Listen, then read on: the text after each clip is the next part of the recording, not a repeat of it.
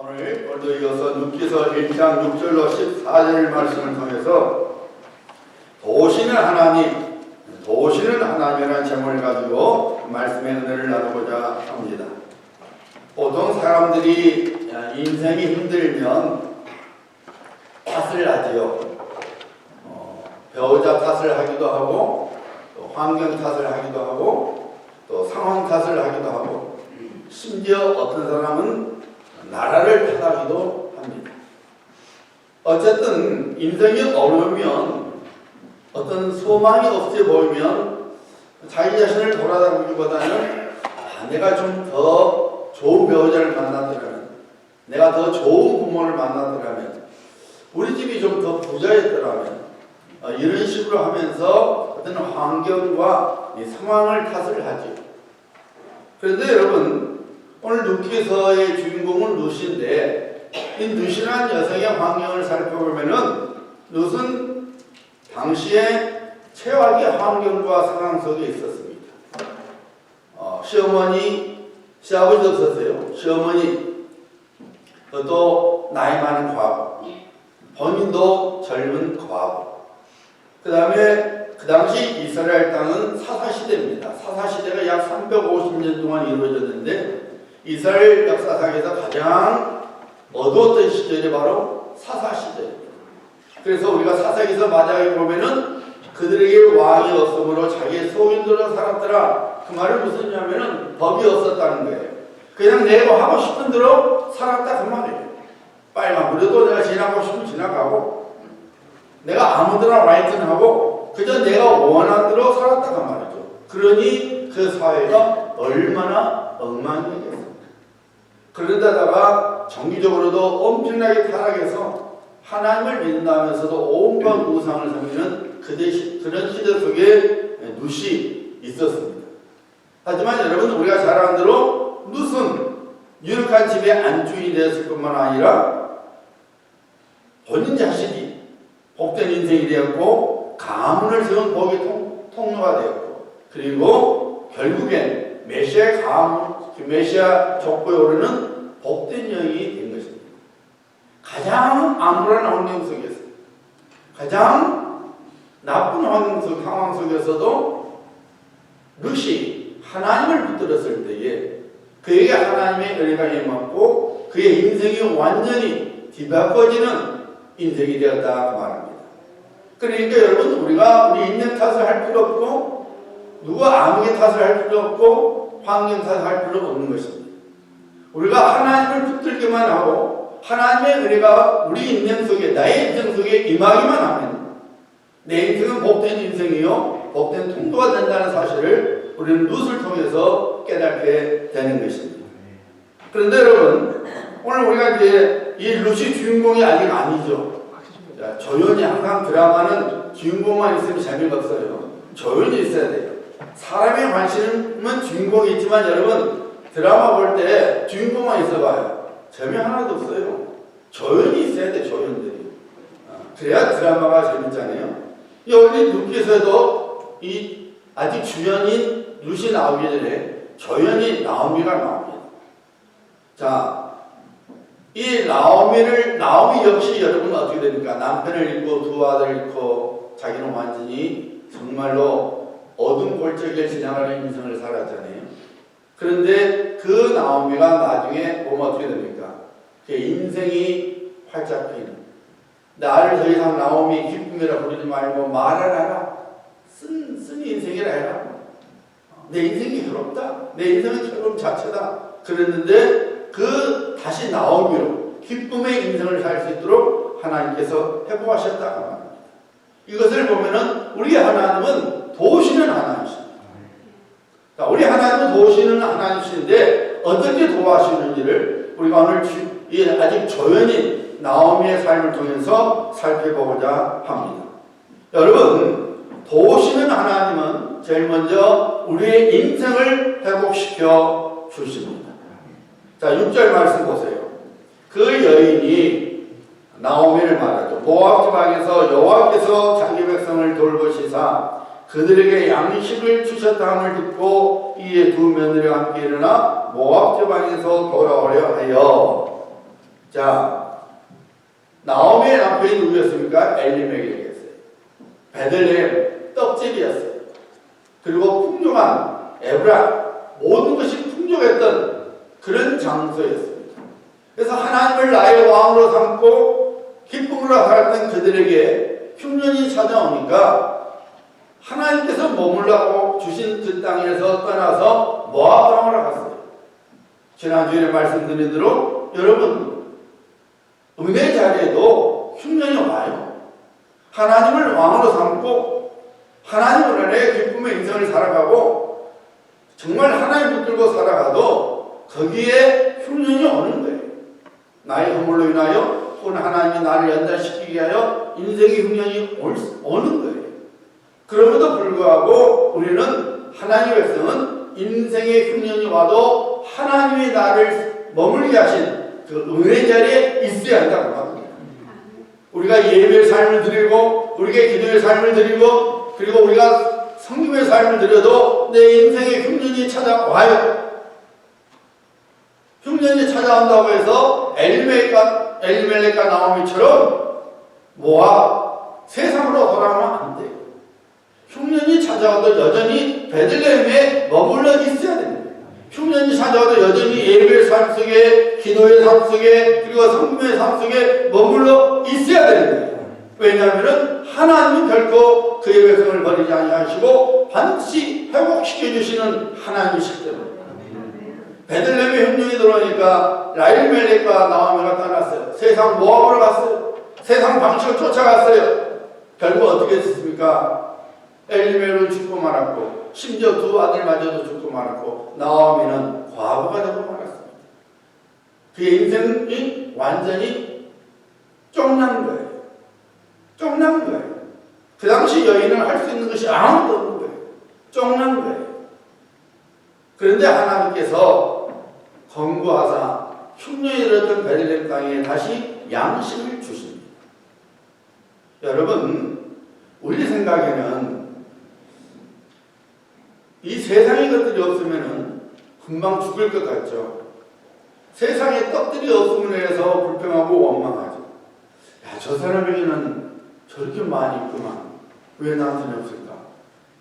야, 저 사람은 저거 있어서 참 좋은데 나는 왜 없을까? 어떤 이 세상의 떡이 특별히 남의 손에 있는 세상의 떡이 크게 보여서 자기 자신에 대해서 불평하고 원망하는 경우들이 많이 있죠. 왜 내게는 없을까? 나도 있으면 좋을 텐데. 그런데 여러분, 그리스도 예수 안에서 구원받은 하나님의 백성은 이 세상의 떡으로 살아가는 것이 아닙니다. 우리 예수께서 40일 금식을 하셨으니 얼마나 배가 고프셨겠어요. 저는 최고 한 것이 일주일이에요. 일주일만 해도 죽겠던데 여러분 40일 금식해봐요. 그러면 여러분 돌도 떡으로 먹을 거야. 너무 배고프다. 딱 40일 끝나니까 여러분 마귀가 오다네요. 야, 너 하나님 아들이지 않냐? 이 돌들로 떡을 만들어 먹어라. 니 얼마나 배고프니? 너 배고프지? 빨리 떡을 만들어 먹어. 그렇잖아요. 그런데 우리 예수님께서 그렇게 하시지 않았어요. 돌을 떡으로 만드시지 않았어요. 대신에 뭐라고 말했어요, 여러분? 사람이 떡으로만 살 것이 아니에요. 하나님의 입으로부터 나오는 모든 말씀으로 살 것이니라 하셨습니다. 여러분, 우리 믿음의 백성은 그리스도인은 세상에 떡이 없으면 죽을 것 같아도 세상에 떡 때문에 살아가는 존재가 아니라 하나님의 말씀으로 살아가는 존재라고 합니다. 우리가 하나님의 말씀을 붙들고 살아가면 살아갈 수 있다고 말해요. 우리 인생이 회복이 된다는 것입니다. 세상의 떡 때문에 우리 인생이 회복이 되는 것이 아니라 하나님의 모든 말씀으로 우리 인생이 회복이 된다는 것을 우리 예수님께서 보이셨던 거예요. 신명기 8장 3절에 보면은 하나님께서 무엇을 통해서 이렇게 말씀하시죠. 너를 낮추시며 너를 줄이게 하시며 또 너로 알지 못하면 네 조상들도 알지 못하는 만나를 네게 먹이신 것은 사람이 떡으로만 살 것이 아니요 여호와의 입에서 나오는 모든 말씀으로 사는 줄을 내게 알게 하시니라. 하나님께서 주시고자 하시면은 얼마든지 주신다는 말이에요. 이스라엘 백성에게서 누가 하나님 주신 만나를 먹은 민족이 있었습니다. 없었어요. 이스라엘 민족들도 만나를 먹을 줄 상상도 못했어요. 그러나 하나님께서 광야 40년 동안 하늘에서 만나를 내리게 해서 만나로 살아가게 하셨던 거예요. 하나님의 말씀을 붙들면은 우리 인생이 회복이 된다는 것을 보여주시는 말씀이죠. 우리 인생을 회복을 도우시는 하나님은 반드시 하나님의 백성을 도와주십니다. 오늘 말씀하죠. 자기 백성을 돌보시사 그들에게 양식을 주셨다함을 듣고 베들레헴 땅, 에브라 베들레헴 땅 흉년이 들었지만은 하나님께 다시 풍년으로 바꾸어 주셨습니다. 여러분, 애굽 생활할 때 이스라엘 백성들은 하나님이 우리를 잊었구나 했을 것입니다. 400년 동안 노예 생활을 했으니 그들에게 무슨 소망이 있었겠어요? 하나님 우리를 잊으셨을 거고 이제 하나님 눈에는 우리 같은 것은 관심도 없을 것이고 우리는 망했구나. 이 애굽 사람의 성기는 신이나 믿어야겠구나 그랬을 것입니다. 하지만 여러분 출애굽기 3장에 보세요. 하나님께서 무엇을 통해서 말씀하시죠? 내 백성의 고통을 분명히 보고 부르짖음을 듣고 그 근심을 알고 내가 너희를 돌보아 너희가 애굽에서 당한 일을 확실히 보아노라. 내가 너희를 돌보아 여기서는 케어포가 아니라 워치오버예요. 또 보면 이걸 하잖아요. 지켜본다고요. 그거예요. 워치오버. 내가 널 지켜본다. 하나님 이스라엘 백성들은 우리를 잊어버렸다. 노예 생활 때문에 잊어버렸다 생각하고 있지만 하나님께서는 워치오버 보고 계셨다는 거예요. 그들의 부짐을 다 듣고 계셨다는 거예요. 그들의 고통을 다 보고 계셨다는 거예요. 여러분 하나님은 그런 하나님이에요. 그래서 때가 되니까 하나님께서 모세를 보내셔서 이스라엘 백성들을 애굽의 압제로부터 건져내 주셨습니다. 반드시 그의 백성을 도우시는 하나님이시라 그 말입니다. 히브리서 13장 5절에서는 이렇게 선포하고 있죠. 하나님께서 말씀하신 거죠. 내가 결코 너희를 버리지 아니하고 너희를 떠나지 아니하리라 하십니다. 우리 하나님 말씀하시기를 결코 우리를 버리지 아니하시고 결탄코 우리로부터 떠나지 아니하신다는 것입니다. 그래서 시편 기자는 고백하잖아요. 118편 6절에요. 여호와는 내 편이시라 내가 두려워하지 아니하리니 사람이 내게 어찌할까. 하나님께서 내 편이니 사람이 나한테 뭘 하겠니. 하나님이 내 편이니까 내가 두려울 것이 없다고 말씀하신 것입니다. 이스라엘 백성들은 고통 중에서 잊어버림 받았다 생각했지만 하나님께서는 다 보고 계셨으며 다 듣고 계셨으며 그리고 주시하고 있었던 거예요. 그리고 구원을 베풀어 주셨습니다. 사랑하는 성도님들, 하나님 우리를 보고 계십니다. 우리의 기도를 듣고 계십니다.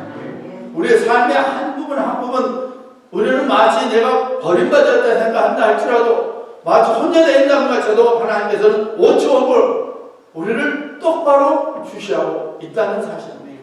그리고 반드시 우리를 도와주시는 하나님이십니다. 여러분 나오미가 하나님께서 머물란 그 자리에서 떠났어요. 얼마나 결심하겠어요. 하지만 하나님은 나오미에게 은혜 베푸시잖아요. 베들레헴 땅에 하나님께서 양식을 주셨다함을 들었다 했어요. 하나님께서 나오미를 하여금 듣게 하신 거예요. 소문을 듣게 하신 거예요.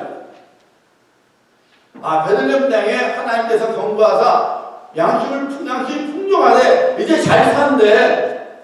이제 문제가 풀렸대. 인생이 회복이 됐대. 소식을 듣게 했어요. 하나님 듣게 하신 것입니다.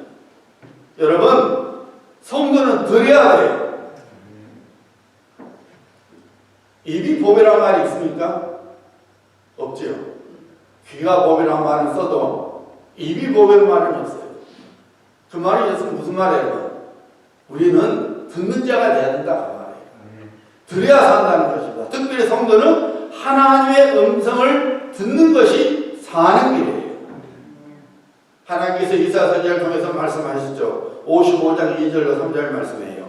너희가 어찌하여 양식 아닌 것을 위하여 은을 달아주며 배부르게 못할 것을 위하여 수고하느냐. 나를 청종하라. 그리하면 너희가 좋은 것을 먹을 것이며 너희 마음이 기름진 것으로 즐거움을 얻으리라. 너희는 귀를 기울이고 내게 나와 들으라. 그리하면 너희 영혼이 살리라. 양식이 이 세상의 것이 우리의 영혼을 살리는 것이 아니라, 우리 인생을 회복시켜주는 것이 아니라 하나님의 말씀을 듣는 것이, 하나님의 말씀을 듣고 순종하는 것이 우리 영혼을 살리고 우리 인생을 회복시켜 주신다는 것입니다. 기독교 영성 작가인 C.S. 루이스가 이런 말을 했죠. 이런 말을 했어요. 사람에 따라서 무서운 일이 일어나기 전에는 하나님께 귀를 기울이지 않는 습성들이 남아있다. 그러므로 고통이란 귀머거리에게 알아듣도록 하는 하나님의 확성입니다. 모든 사람이 그렇지 않지만 대부분 일반적으로 사람들이 어떤 문제가 터지기 전에는 하나님의 음성에 귀를 기울이지 않는 습성이 있다는 거예요. 무슨 말이에요? 세상에다가 귀를 기울이고 살아가는 습성이 우리에게 있는 거예요. 그래서 하나님께서는 야 제발 내 말 좀 들어라 라고 확성기를 쓰시는데, 어떤 그 확성기가 바로 고통이라는 거예요. 고통이라는 거예요.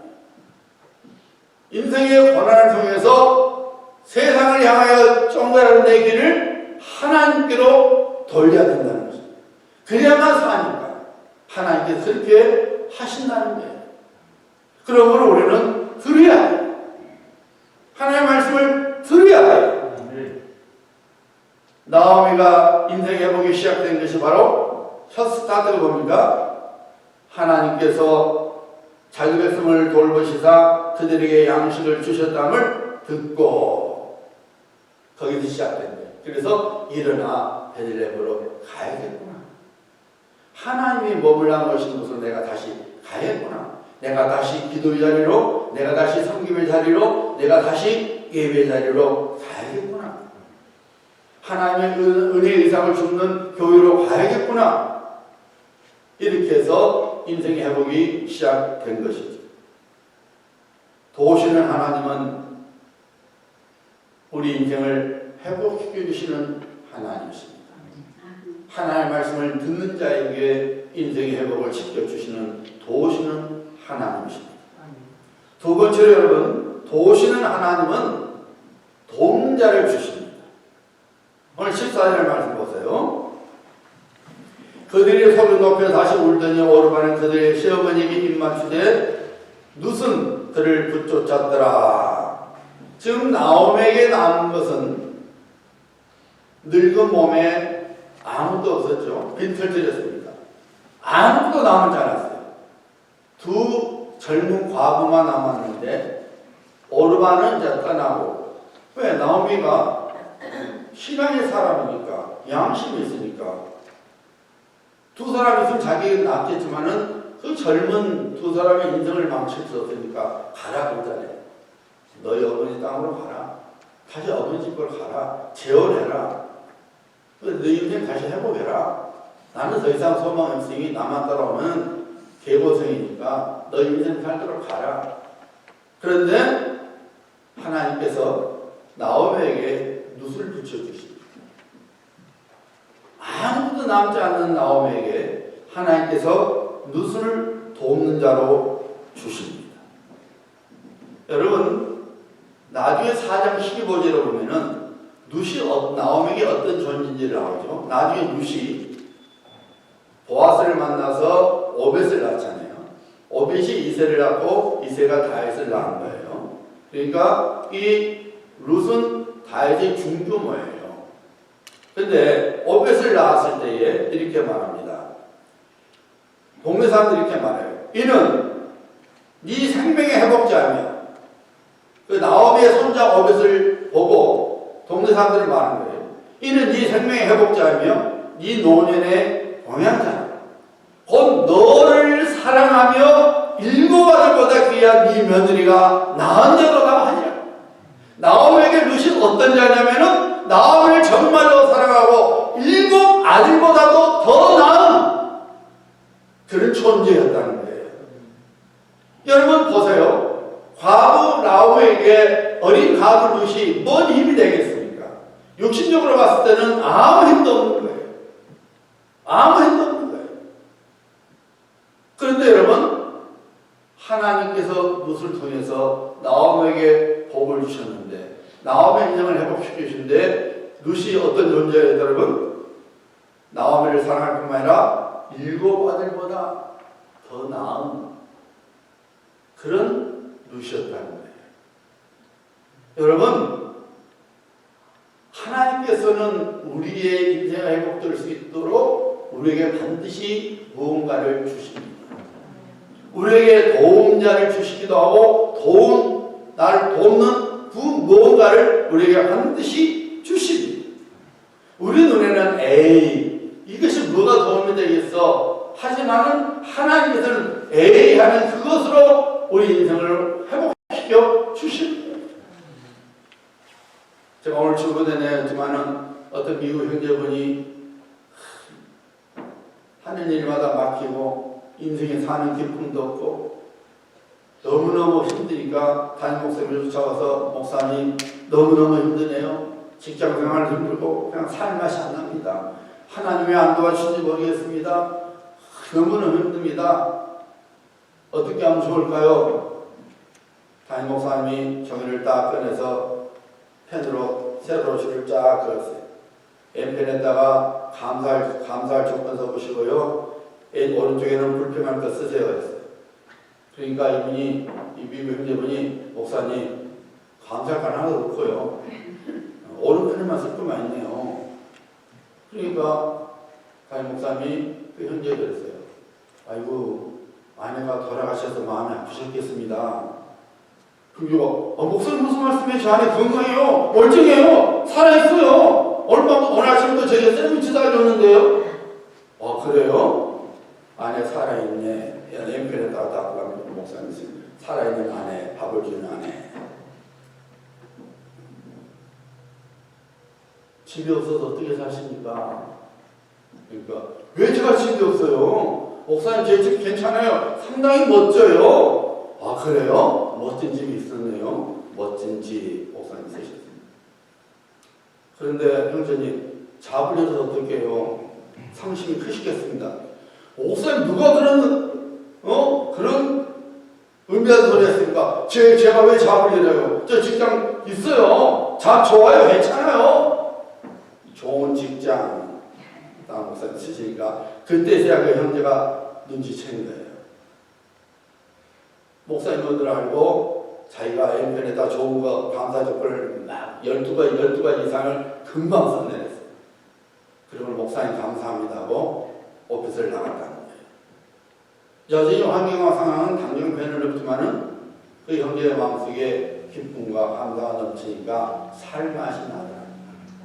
여러분 무슨 말이냐면은 내가 어디에다가 초점을 맞추냐면은 따라서 우리 인생의 태도와 행동이 달라지게 된다 그 말이에요. 우리는 내게 있는 것을 보기보다는 자꾸 내게 없는 것을 보는 못된 습성이 있죠. 내게 있는데 자꾸 나를 안 보고 다른 사람 인생을 들여다보면서 저 사람 저것이 있어도 참 좋은데 왜 나는 내게는 없을까?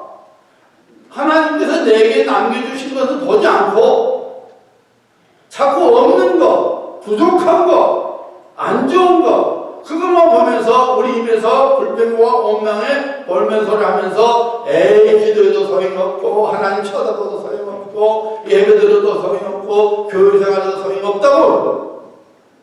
그렇지만 하나님께서는 이미 우리 인생이 회복이 될 수 있도록 하나님의 복을 받을 수 있도록 우리에게 무언가를 주셨어요.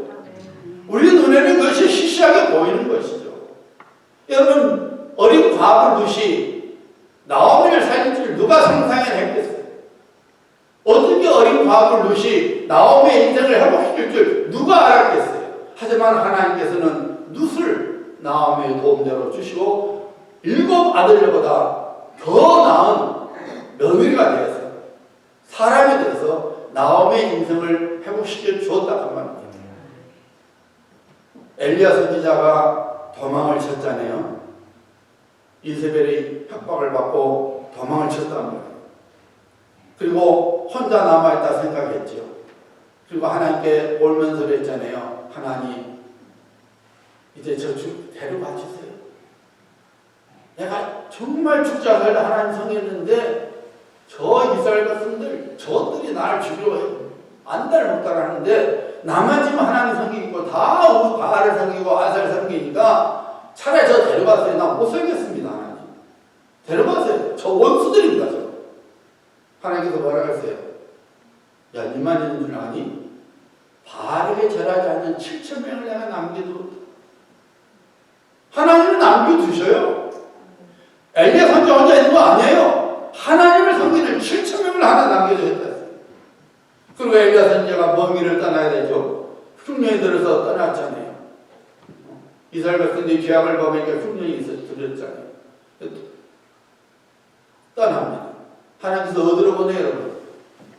사르밧 과부에게 보내요. 이왕을 보내시려면 부잣집에 보내주시지.